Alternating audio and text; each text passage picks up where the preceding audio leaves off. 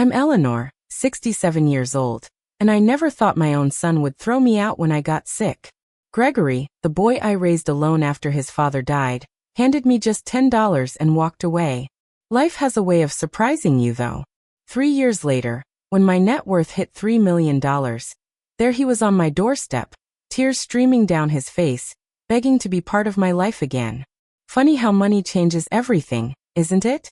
Before I dive into this story of betrayal and unexpected blessings, please hit like and subscribe, and let me know in the comments where you're watching from today.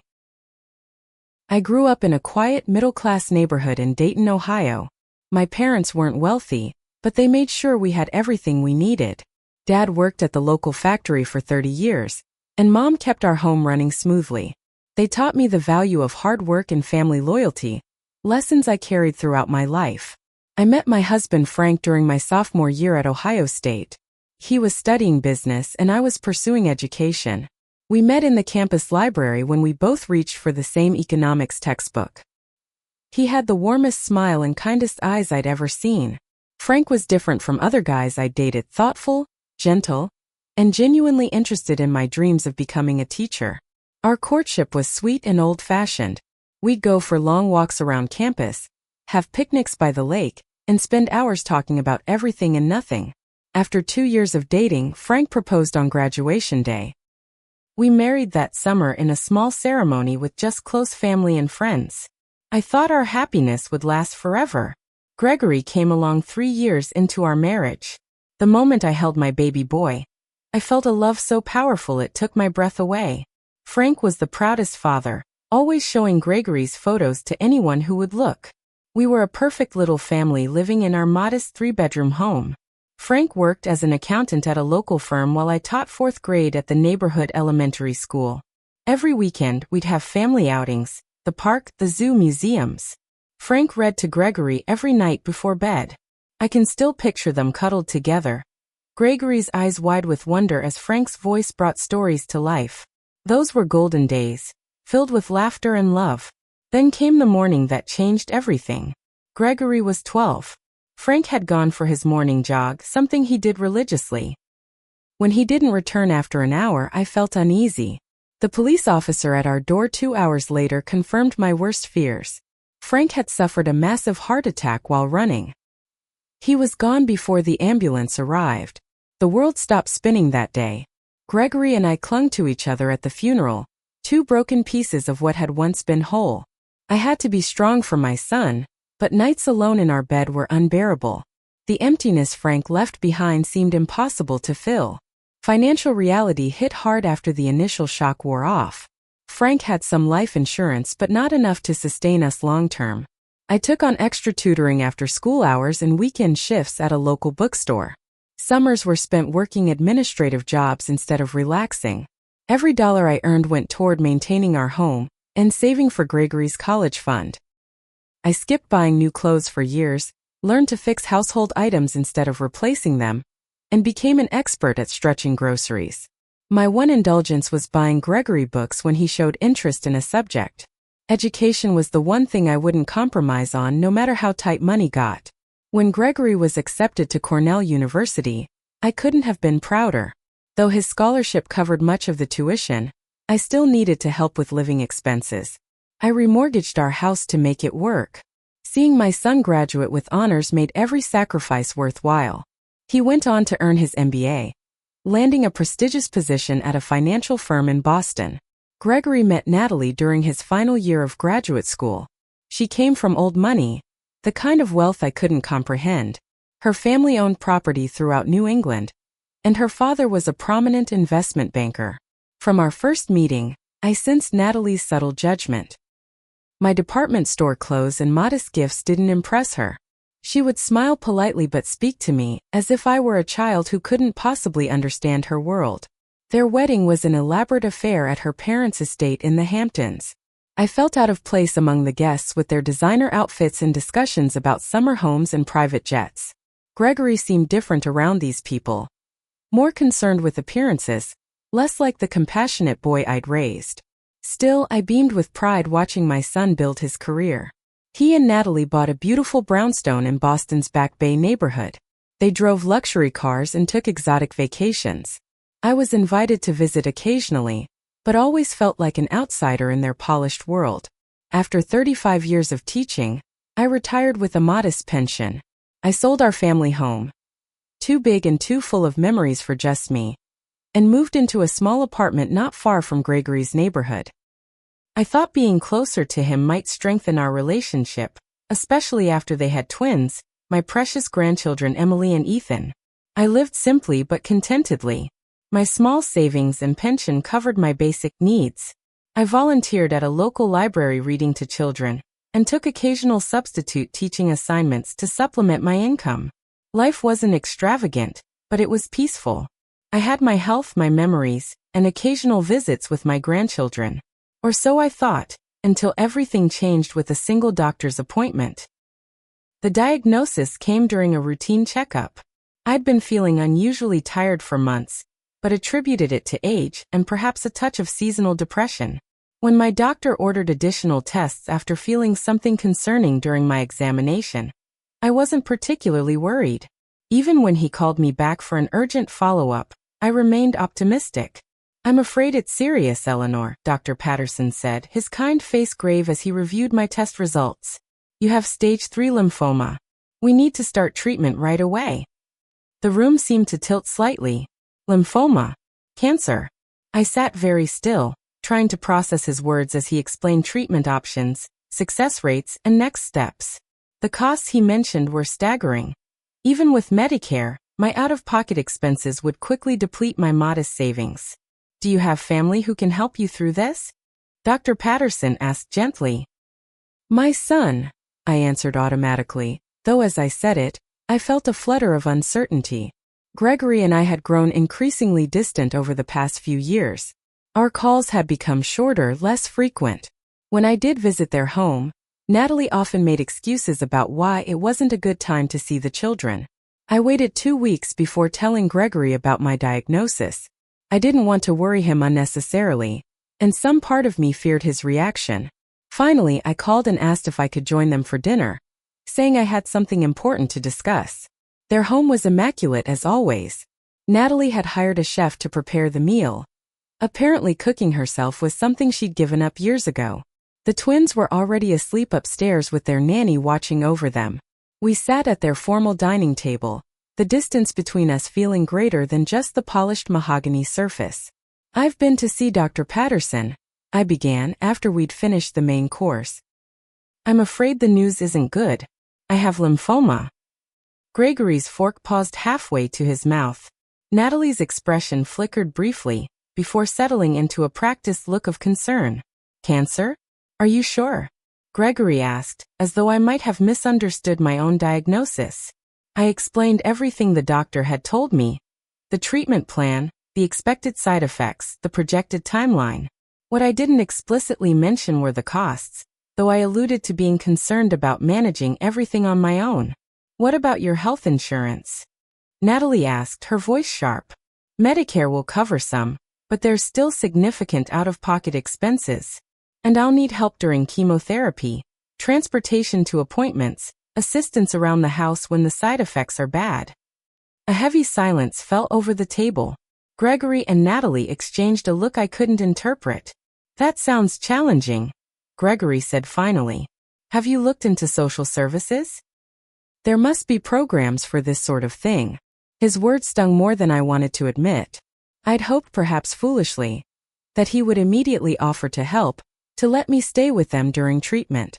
Instead, he was already trying to find alternatives that wouldn't involve them directly. Over the next 2 weeks, I began treatment while staying in my apartment. The first chemotherapy session left me violently ill. I could barely make it to the bathroom in time, let alone prepare food or clean.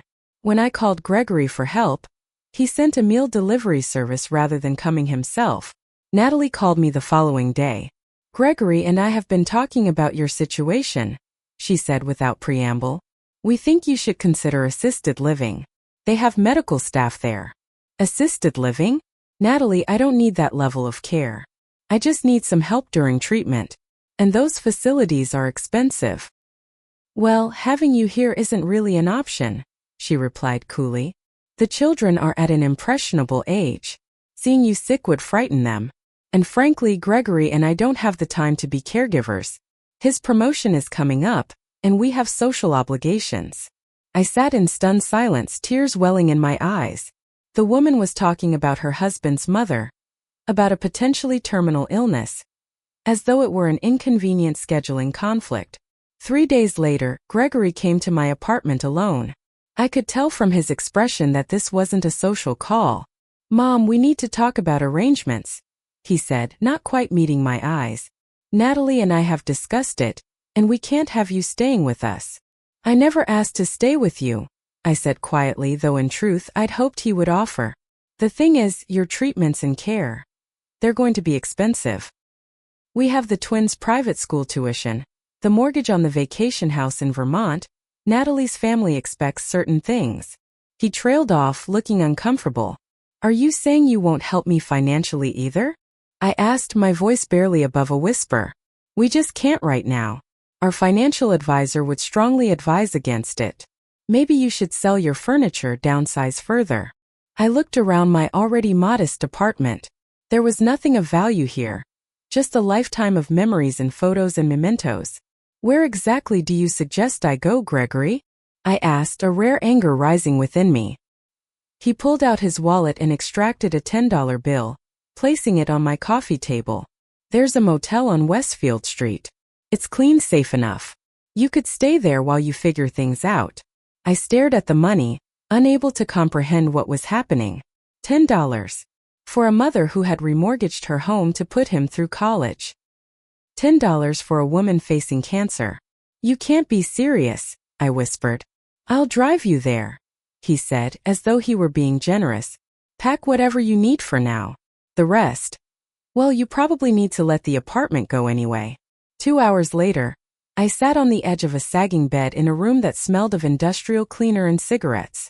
Gregory had dropped me off with a mumbled, "I'll check in on you," that we both knew was a lie. I'd raised him better than this, or so I'd thought.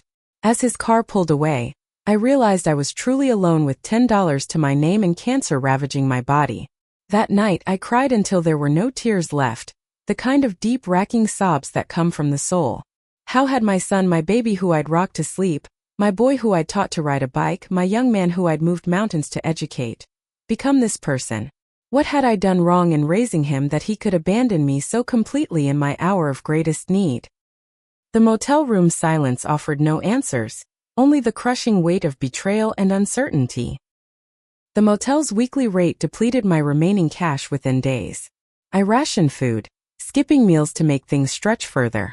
My second chemotherapy session left me so weak I could barely walk to the bathroom. I called Gregory twice. Both calls went to voicemail. His text message response was brief. "Dealing with work crisis. Check with social services." After 10 days, the motel manager knocked on my door. "Ma'am, your time's up unless you can pay for another week." I had $3 and some change. My next Social Security deposit wouldn't arrive for 2 weeks. "I just need a little more time," I pleaded. His face softened slightly. "I'm sorry, but I've got bills to pay too. There's a shelter on Madison Avenue. They might have space." That afternoon, I stood outside Hope House Women's Shelter with my small suitcase containing what remained of my life. The building was clean but institutional, with security cameras and a metal detector at the entrance. A tired-looking woman at the front desk took my information. "Medical conditions?" she asked mechanically. "I have lymphoma. I'm undergoing chemotherapy." She looked up, her professional detachment cracking slightly. "We're not really equipped for that. Do you have family?" The question brought fresh tears. "No. No one." She sighed. "I can give you a bed for 2 weeks. After that, we'll need to reassess." The shelter dormitory housed 20 women in narrow cots separated by thin curtains. Some were young mothers with children, others elderly women like me who had fallen through society's cracks. Privacy was non-existent. The bathroom was communal, with lukewarm water and strict time limits. At night, I could hear sobbing from different corners of the room. My health deteriorated rapidly. Without proper nutrition and rest, the chemotherapy's side effects intensified. I lost weight I couldn't afford to lose. A persistent infection developed where my port had been inserted for treatment. One morning I couldn't get out of bed, my body burning with fever. Call an ambulance. I heard someone say from a great distance. The old lady with cancer is really bad. I spent 3 days in the hospital for sepsis. When I was discharged, I had nowhere to go but back to the shelter. The hospital social worker made calls, but waiting lists for assisted housing were months long. My oncologist was concerned about continuing treatment given my living situation. Eleanor, I'm going to be honest with you, Dr. Liu said. Your body can't fight cancer under these conditions. The stress, the poor nutrition, the exposure to others' illnesses at the shelter. It's counterproductive to treatment. What choice do I have? I asked hopelessly. It was during my 3rd week at the shelter that I met Rachel. She came in every Thursday to teach a free yoga class for residents. Tall and athletic with silver-streaked dark hair, she had the energetic presence of someone much younger than her 60 years. I was too weak to participate in yoga, but I sat watching from my cot. After class, Rachel approached me. I've noticed you here the past couple weeks, she said, sitting beside me without waiting for an invitation. I'm Rachel. Eleanor, I replied, self-conscious about my appearance. The chemotherapy had taken most of my hair, and I'd lost so much weight my clothes hung on me. Not feeling up to yoga today? She asked kindly. Something about her direct, non-pitying approach broke through my usual reserve. Before I knew it, I was telling her everything: Gregory's betrayal, my cancer, the frightening uncertainty of my future. Rachel listened without interrupting. When I finished, she was quiet for a moment. That's a hell of a story, she finally said. Your son should be ashamed. The bluntness of her response startled a laugh out of me. The first in weeks. I have a proposition for you, Rachel continued. I have a guest house behind my main home. It's sitting empty. You need a place to recover properly. I couldn't impose, I began. It's not imposing if I'm offering, she cut in. Look, I volunteer here because 15 years ago I was in a shelter myself. Different circumstances, but the same feeling of having the rug pulled out from under you. Someone helped me back then. Now I can help you. I hesitated, pride warring with desperate need. I can't pay you. Not now anyway. I'm not asking for payment, Rachel said firmly. I'm offering a safe place to heal. That's all.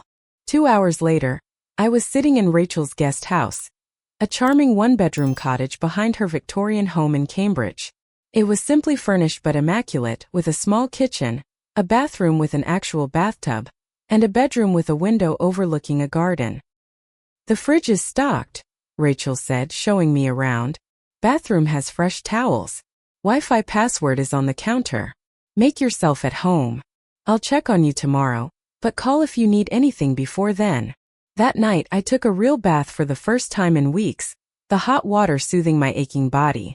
Afterward, I sat on a proper bed with clean sheets, looking around at the peaceful space. Rachel's kindness stood in stark contrast to my own son's callousness. A stranger had shown me more compassion than my own flesh and blood. As I drifted to sleep in the quiet comfort of the guest house, I felt something I hadn't experienced since my diagnosis. Hope.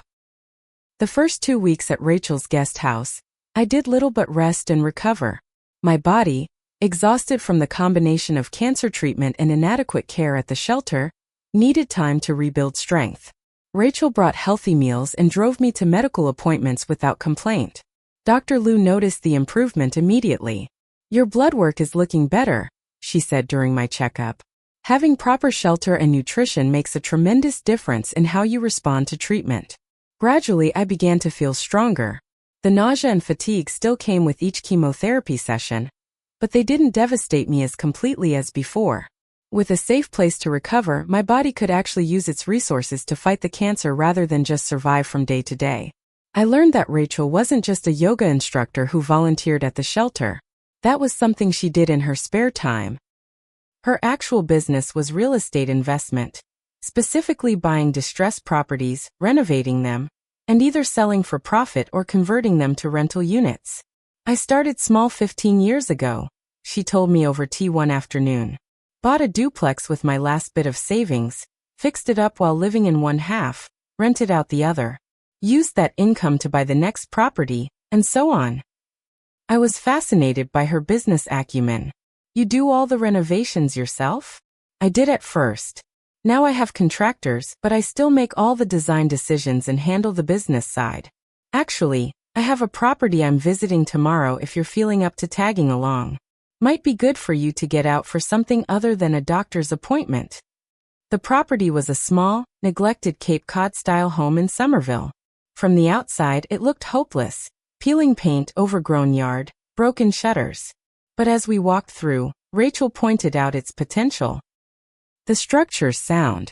Good bones. See how the light comes in here? And the original hardwood under this ugly carpet?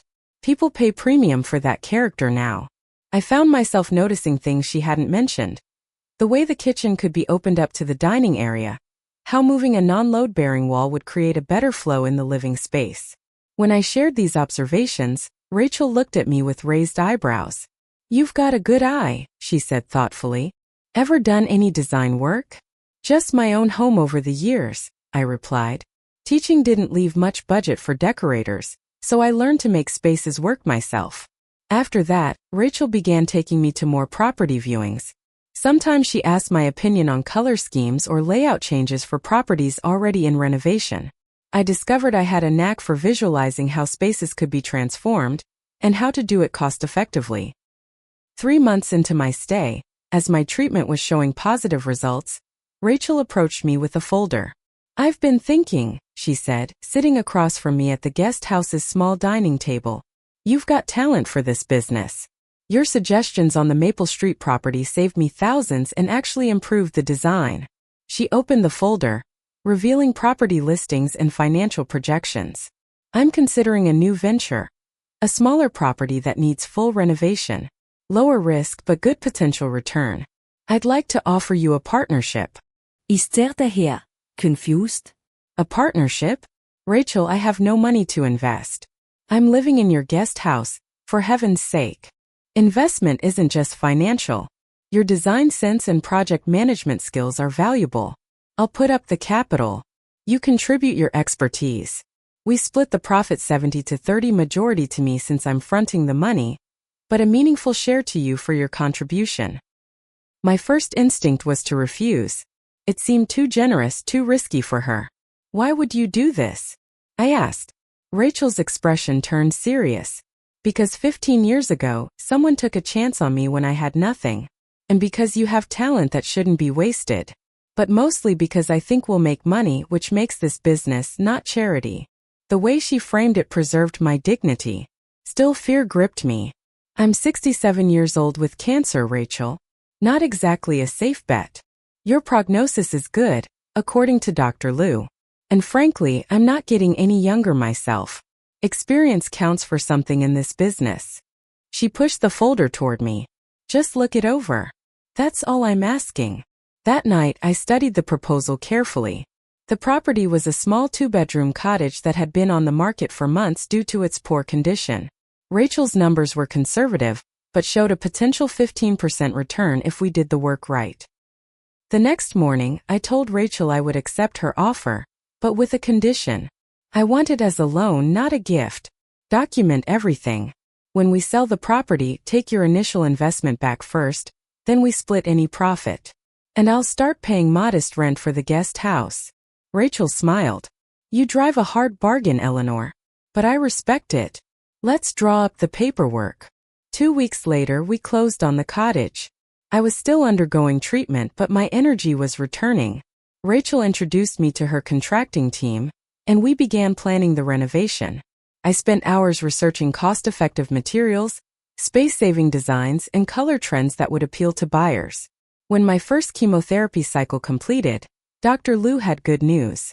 The cancer is responding well to treatment.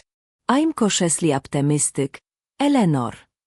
With my health improving, I threw myself into the cottage project. Rachel taught me the financial side of the business, how to calculate renovation costs against potential sale price, how to budget for unexpected issues, how to identify properties with the best profit potential. I discovered skills I never knew I possessed. My years of stretching a teacher's salary had made me resourceful. I could spot quality materials at discount prices and knew how to negotiate with suppliers. My experience raising a child alone had taught me project management before I knew that's what it was called. The day we listed the renovated cottage, it looked nothing like the neglected property we'd purchased. Fresh white exterior with blue shutters, gleaming hardwood floors, a kitchen that made clever use of the small space, built-in storage solutions throughout. We'd come in under budget and ahead of schedule. It's going to sell fast, Rachel predicted as we staged the final touches. She was right. We had 3 offers within a week, all above asking price. When the sale closed, my share of the profit came to just over $22,000. More money than I'd had at once in years. What will you do with it? Rachel asked as we celebrated with dinner at her house. I've been thinking about this for weeks. Invest in our next project, I said without hesitation. If you'll have me as a partner again. Rachel grinned. I was hoping you'd say that. I already have 2 properties in mind. That night, back in the guest house that had become my home, I looked at my bank balance and felt something I hadn't experienced since before my diagnosis. Control over my own destiny. For the first time, I wasn't dependent on my pension, Social Security, or anyone's charity. I had earned this money with my own skills and judgment. I thought briefly of Gregory, wondering what he would think if he could see me now. His abandoned mother starting a new career at 67. But I pushed the thought away. This new chapter of my life wasn't about him. It was about discovering strengths I never knew I had. And perhaps most surprisingly, finding genuine friendship when I least expected it. Our second project was more ambitious. A 3-bedroom colonial that had suffered water damage. The renovation was challenging, requiring us to completely rebuild 2 rooms and address mold issues. I took the lead on contractor negotiations, discovering I had a talent for getting quality work at fair prices. You've got the perfect approach, Rachel observed after watching me finalize terms with our plumbing contractor. Firm but respectful. They don't try to overcharge because they know you understand the work. When the colonial sold, my investment grew to nearly $50,000. We immediately rolled into a duplex project, with me taking a larger financial stake. Each successful renovation built not just my savings but my confidence. I moved from making suggestions to taking the lead on design decisions. Rachel focused on finding properties and securing financing, while I managed renovations and marketing. We need to make this official, Rachel said 6 months into our partnership. Form an actual company. What do you think of Second Chance Homes as a name? The name resonated deeply with me. It's perfect, I agreed. We established a limited liability company, with Rachel as majority owner but me as a substantial partner. My initial borrowed stake had grown to over $100,000 in less than a year. I insisted on finally moving out of Rachel's guest house into a small but charming apartment of my own. Are you sure? Rachel asked. You know you're welcome to stay as long as you want. I'm sure, I told her.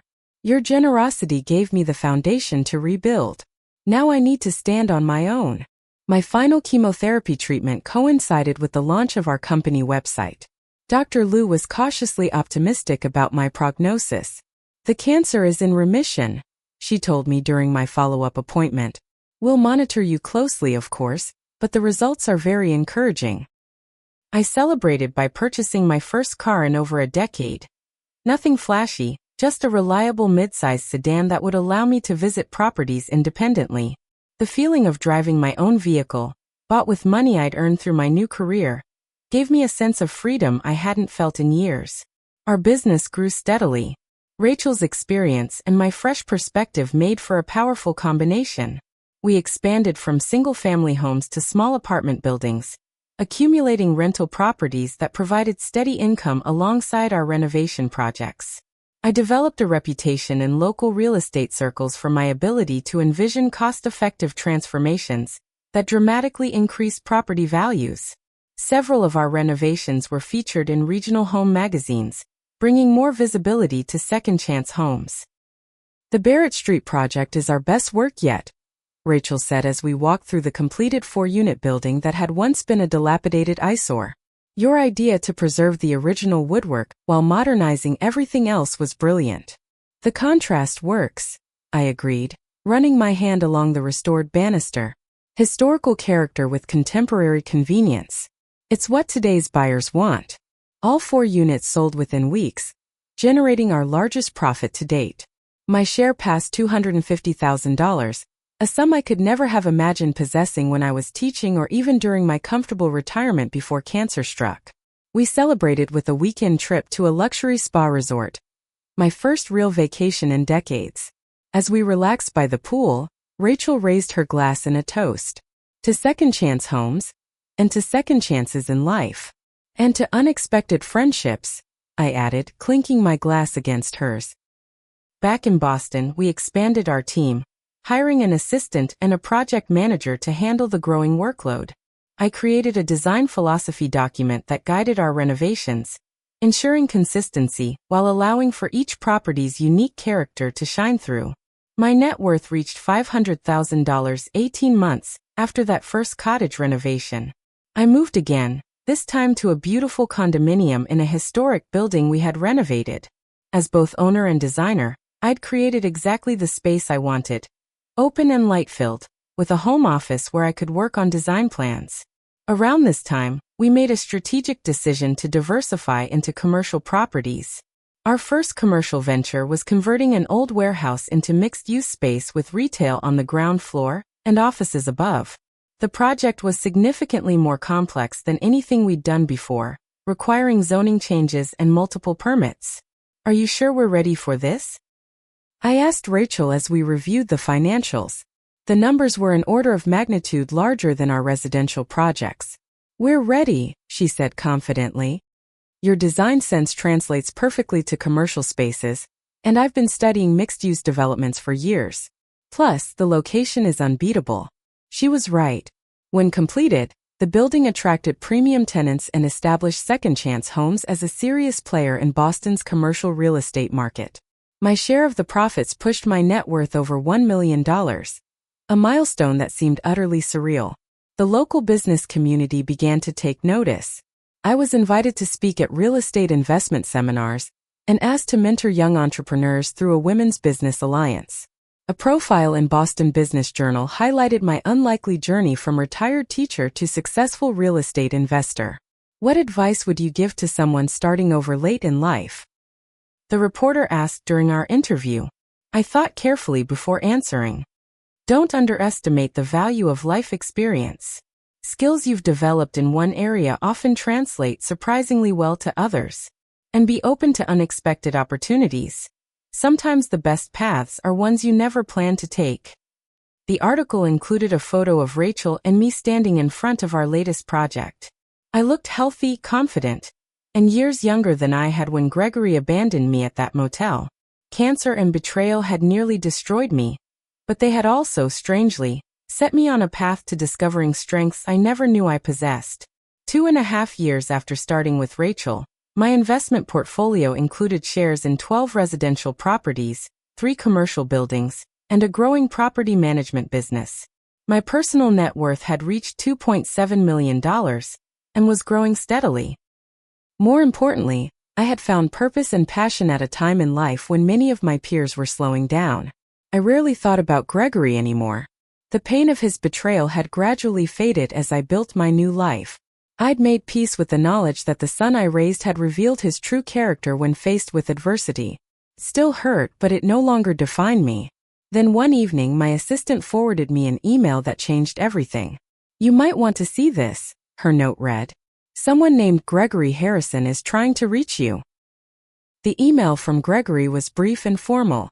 "Dear Mother, I recently saw your profile in Boston Business Journal. I had no idea about your business success. I've been trying to reach you. Please contact me at your convenience. Gregory." I stared at the message for a long time, conflicting emotions washing over me. 3 years had passed since he'd abandoned me with $10 and a cancer diagnosis. 3 years during which he hadn't bothered to find out if I was alive or dead. Rachel's advice was characteristically direct when I showed her the email. "You don't owe him a response. Or anything else." "I know," I sighed. "But I need closure one way or another." I didn't reply to the email. Instead, I asked my assistant to block Gregory's address. If he wanted to reach me, He would have to make more effort than sending a casual email after 3 years of silence. The effort came in the form of voicemails to my business line, which I also ignored, and finally, a letter delivered to our office. The contents were predictably self-serving. "I've been worried about you," he wrote. "When I couldn't reach you at your old apartment, I assumed the worst. Seeing your success was a shock but also a relief. We should reconnect as a family. The children miss their grandmother." The mention of my grandchildren was the only part that gave me pause. I had missed 3 years of Emily and Ethan's lives, years I could never get back. But I reminded myself that this was Gregory's doing, not mine. A week after receiving the letter, I closed on my dream home, a beautiful Victorian in Cambridge that I personally redesigned. The 4-bedroom house with its wraparound porch and mature gardens was more space than I needed, but I'd fallen in love with its character and potential. The renovation had been a labor of love, incorporating everything I'd learned over the past 3 years. Moving day was hectic but exhilarating. As the last of the furniture was being placed, Rachel arrived with champagne. "To your new home," she toasted. "And to hitting $3 million in net worth. Not bad for a retired teacher who started with nothing 3 years ago."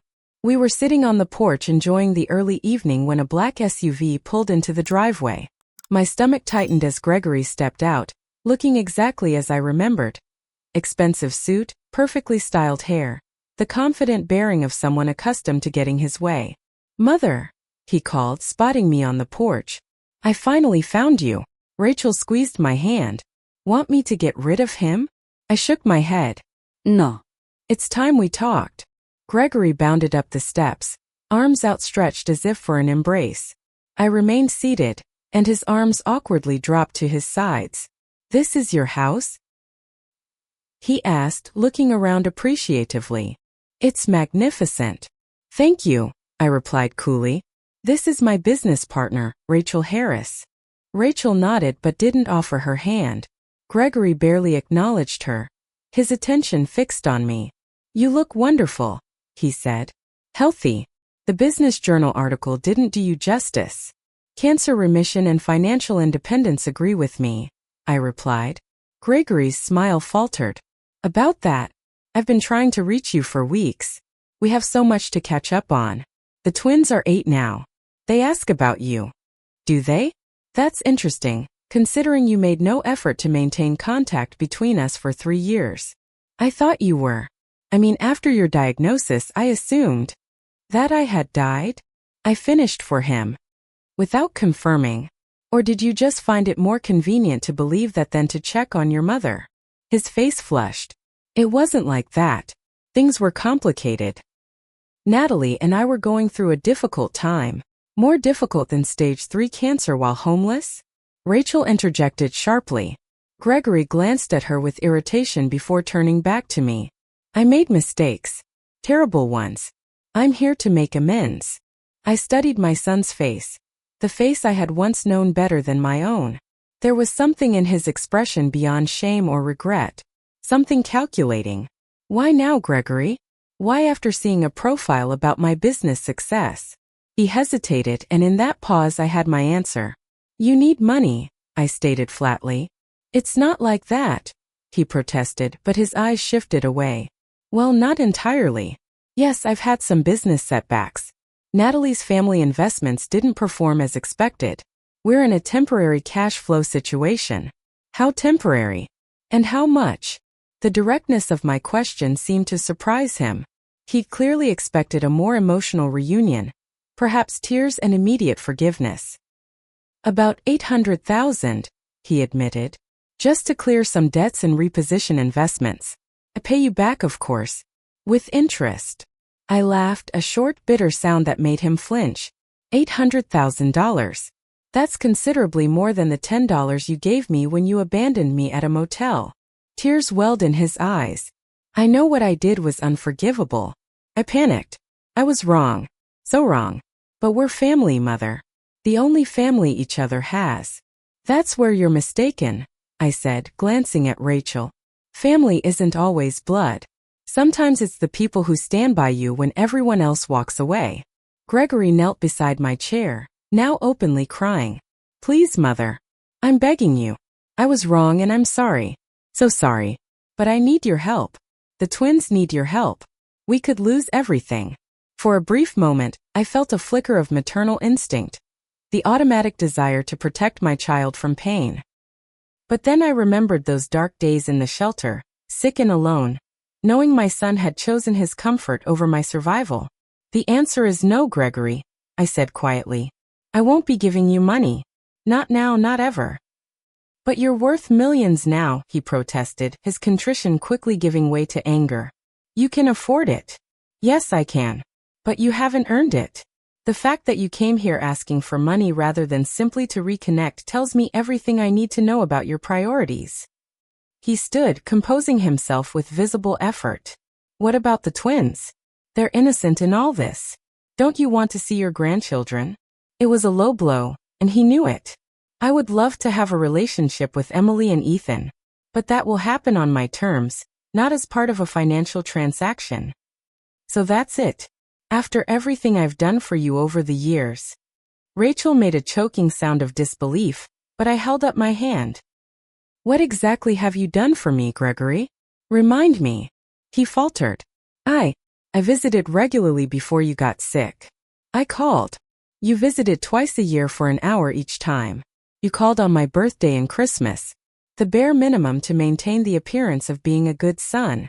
His face hardened. You've changed. Money has changed you. No, I corrected him. Cancer changed me. Homelessness changed me. Building something from nothing changed me. I discovered my own worth when you decided I had none. Gregory looked around the beautiful home once more, his expression a mixture of envy and resentment. You won't even consider helping your own son? I'll help you the way Rachel helped me, I replied, by offering you the opportunity to help yourself. If you're interested in legitimate work, not a handout, come to my office next week. I can offer you a job in property maintenance. Entry level. You'll earn every dollar. His expression of shock would have been comical under different circumstances. A job? Manual labor? I'm a financial analyst. The offer stands. Take it or leave it. Gregory's facade finally cracked completely. Keep your money then, he spat. You always were stubborn and difficult. No wonder Dad died young being married to you. As he stormed off to his car, Rachel moved to go after him, fury in her eyes. I caught her arm. Let him go, I said quietly. His true colors always show eventually. We watched in silence as he drove away, the tires of his expensive SUV throwing gravel as he accelerated too quickly down the driveway. Are you okay? Rachel asked after a moment. I considered the question carefully. The encounter had been painful but also clarifying. The son I had loved and raised was truly gone. Perhaps had never really existed as I'd imagined him. Yes, I said finally. I think I am. That night, in the peaceful quiet of my new home, I wrote a letter to my grandchildren, telling them who I was and how much I had always loved them. I included photos of myself at their ages and stories from my own childhood. I ended by telling them that when they were older, I would always be there for them if they wanted to know me. I didn't send it immediately. They were still too young to understand the complexities of adult relationships and betrayals. But someday, when they were ready, they would know their grandmother had never abandoned them, even when their father had abandoned her. Gregory never took me up on the job offer. I hadn't expected him to. His pride wouldn't allow him to work his way back into my life. He had wanted only a quick financial solution to his problems. 3 months after our confrontation, I heard through business contacts that he and Natalie had been forced to sell their Back Bay brownstone and move to a smaller home in the suburbs. His investment firm had downsized, and he'd taken a significant pay cut to keep his position. I felt no satisfaction in his difficulties, only a quiet sadness for what might have been. I had long since made peace with the knowledge that our relationship as mother and son was effectively over. Some betrayals cut too deep for true healing. My business with Rachel, however, continued to flourish. Second Chance Homes expanded into neighboring states, developing a reputation for ethical practices and quality renovations. We specialized in revitalizing neglected properties in transitional neighborhoods, creating housing that was both beautiful and affordable. As my wealth grew, I found myself thinking more about how to use it meaningfully. The memory of those dark days in the homeless shelter never left me. I understood now that I had been one of the lucky ones. I had met Rachel, found a new path, discovered untapped talents. Many others weren't so fortunate. I want to start a foundation, I told Rachel over lunch one day, for elderly people who have been abandoned by family or fallen on hard times. Rachel smiled. I've been wondering when you'd bring this up. I've actually been researching similar organizations, seeing what works and what doesn't. Together, we established the Second Chance Foundation, providing housing assistance, medical support, and career training for seniors in crisis. We started small, converting one of our apartment buildings into subsidized housing with on-site healthcare and social services. The foundation worked closely with local hospitals to identify elderly patients who had nowhere to go after treatment, people in the same situation I had faced 3 years earlier. One of our first residents was Martha, a 72-year-old former librarian whose medical bills had forced her into bankruptcy after her husband's death. When I showed her the bright, comfortable apartment that would be hers, she broke down in tears. I never thought I'd have a real home again, she whispered, clutching my hand. I understand, I told her. More than you know. The foundation grew as Second Chance Homes continued to prosper. We established a scholarship program for older adults seeking education or job training, partnered with healthcare providers to offer subsidized care, and created a mentorship network connecting seniors with valuable skills to small businesses that could benefit from their expertise. My personal wealth eventually surpassed $5 million, a figure that still sometimes seemed unreal to me. I lived comfortably but not extravagantly, finding more satisfaction in the foundation's work than in material possessions. My Victorian home became a gathering place for foundation events and strategy meetings, filled with purpose and community. I occasionally received updates about Gregory through mutual connections. His financial situation had stabilized, though at a less affluent level than before. Natalie had apparently adjusted poorly to their reduced circumstances. There were rumors of marital problems, though nothing confirmed. Then, on a crisp fall morning almost 5 years after my cancer diagnosis, a young girl and boy appeared on my doorstep, accompanied by a woman I recognized as their nanny from years ago. Grandma Eleanor? The girl asked tentatively. Emily had Gregory's eyes but a gentleness in her expression that reminded me of Frank. Ethan stood slightly behind his sister, watching me curiously. They were 10 years old now. The same age Gregory had been when I taught him to ride a bicycle. Emily? Ethan. My voice caught with emotion. How did you get here? Miss Jenkins brought us, Emily explained, gesturing to the nanny. Dad doesn't know. But we found your letter in Mom's desk. The one you wrote to us 2 years ago. The letter. I had finally sent it after careful consideration, addressing it to my grandchildren but sending it to Gregory and Natalie's address. I'd never received a response and assumed it had been discarded unread. We wanted to meet you, Ethan said, his voice quiet but determined. Dad said you didn't want to see us, but your letter said different. Ms. Jenkins stepped forward. I hope this is all right, Mrs. Harrison. The children have been asking questions for months. When they found your letter, they became quite insistent. I can have them back before Mr. Harrison returns from his business trip. I invited them in, my heart racing. Over hot chocolate and cookies, my grandchildren asked endless questions about their father as a boy, about their grandfather whom they'd never known, about my life and work. I answered everything honestly but age-appropriately, careful not to speak ill of Gregory despite everything. Why did you and Dad stop talking? Emily finally asked, the question I'd been dreading. I considered my words carefully. Sometimes adults make choices that hurt each other. Your father and I disagreed about some important things, and afterward, it became difficult to maintain our relationship. But you're still our grandma, Ethan stated with a child's simple logic.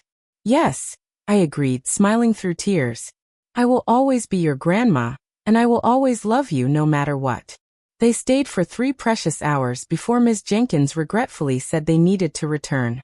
I gave each child a small gift, a book for Emily, who loved reading as I did, and a model airplane kit for Ethan, who was fascinated by flight. More importantly, I gave them my phone number.